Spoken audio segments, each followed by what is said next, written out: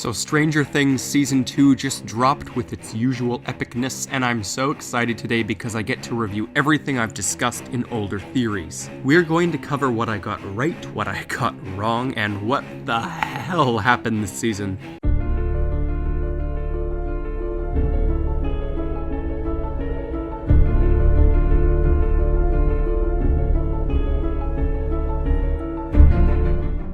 Hello, I'm the Theorizer, and let's start with my theory on the first trailer. We don't really need to dwell on this because the vast majority of my analysis of the first trailer was correct. In fact, nearly all of it was bang on. My analysis of what happened to Eleven, my prediction that the monster was just something Will was seeing, my prediction that the Upside Down was spreading supremely, etc. I just really want to get into my Season 2 theories, but before that, there was one final video I posted after the Super Bowl 2017 Stranger Things trailer dropped. And this video was heavily criticized for the fact that I lacked evidence. I made the huge claim that the world was already turning into the Upside Down, and that Will was just breaking from the illusion, seeing the truth that others could not. I got this idea because Stranger Things takes a ton of inspiration from Stephen King, and there are multiple King novels that have the terrifying concept of how I'm not crazy, everyone else is. The idea that everyone else is blind to the true madness, and a select individual is the only sane one. This is seen in It, just for an example. And I was 50% correct. The huge monster? It's actually there. It's a virus beast, as stated by the Hawkins doctors. It physically infected Will, and it was seen on tape by Joyce Byers. I was also right that the whole world was turned into the Upside Down, just not above ground. It was fully converted underground, however, and this made it all just that much creepier.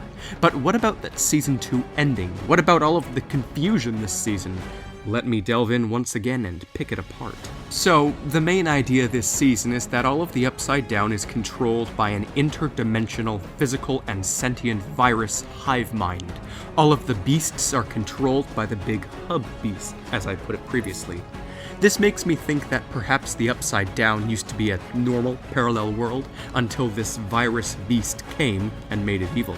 By the end of the season, the beast is safely sealed away in the Upside Down. It has no more hosts it can infect, no more portals it can go through, no more ways of interacting with our world at all. However, we see it continually watch and monitor us, showing how it's always going to be there, waiting. But I continually want to dawn on my point that the Upside Down is actually the future. This is a point that I keep going back to. There is tons of evidence for it, and Stranger Things is the type of show that doesn't always focus on happy endings. So could it be possible that some way, somehow, everything ends upside down for us? This season came extremely close to that, but it didn't because of Eleven. But still, something else to point out is Barbara. I was quite glad they brought her back up, but there's something you all have to realize. The Season 1 Demogorgon pumped Will, Barbara, and a few others full of slugs. Will ended up spitting out a polywog, and we found out that the slugs grow up into quadrupedal versions of the Demogorgon. This breed is with a tail, and it walks on 4 legs. And remember all of the other Demodogs this season that just came out of nowhere? Well, they're quite clearly the product of Barbara and the other victims. After the virus beast tore open the rift like there's no tomorrow, all of the Demodogs flew out and dug the underground tunnels we see in the cavern at Hawkins' lab.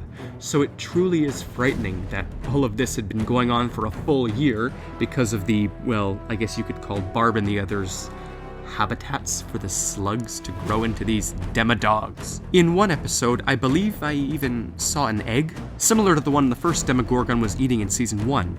His egg. And now we see that even more Demodogs are multiplying, if that is in fact an egg.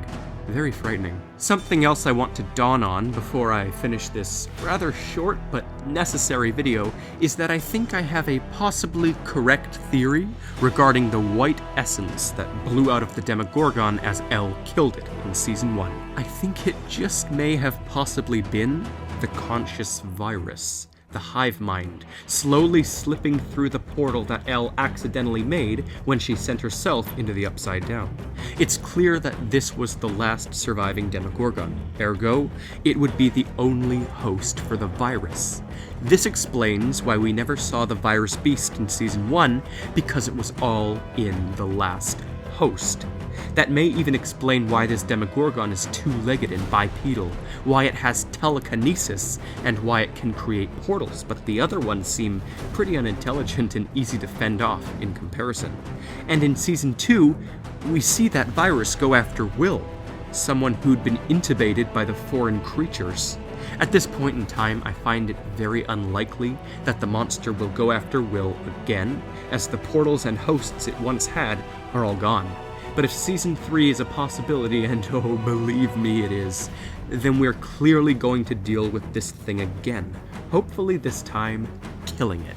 This show is the greatest, I swear. It's one of the few shows that can have those moments where it instills terror. And so I leave you with, yet again, some more ideas and theories that'll hopefully be at least semi-proven like my last ones. Next week, there will be no video, I'm sorry. It's just that I edit ahead of schedule, and in October, when I would have edited the November videos, I was in the hospital for a couple weeks, so no video next week. But the week after? War of the Worlds. And then no video the week after that, sorry. But on December 1st, Supernatural. So exciting. And then some more SpongeBob the week after that, then some Once Upon a Time, and finally I'll end the year off with my annual Home Alone video, and then an end of the year special. Looking forward to the coming weeks and especially 2018. Until next time, I'm the Theorizer.